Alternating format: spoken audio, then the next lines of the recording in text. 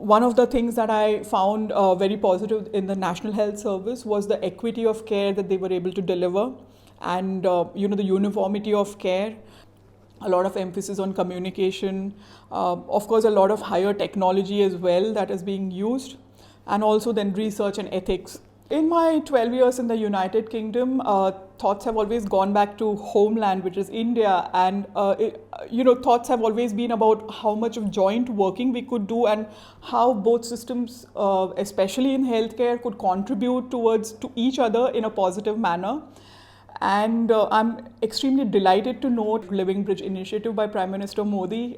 It's going to give a great impetus to the thoughts and the blueprint that I've already had. And I'm looking forward to doing much greater work that will benefit both countries and maybe even spread globally. What I can say about the fact that training and indeed working in the UK is a totally different experience to what it was in Mumbai.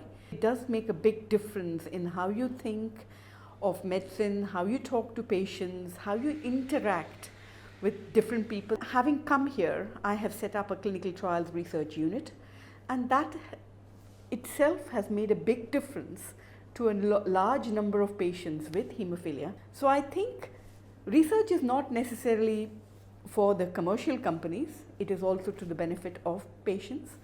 But not only that, it also gives the doctor a lot of time to think about medicine and be in the forefront of medicine.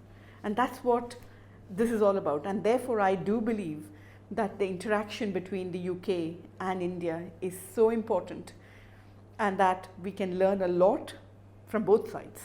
I went to England as a fully trained surgical oncologist with the aim of subspecializing and training in breast surgery and breast cancer research.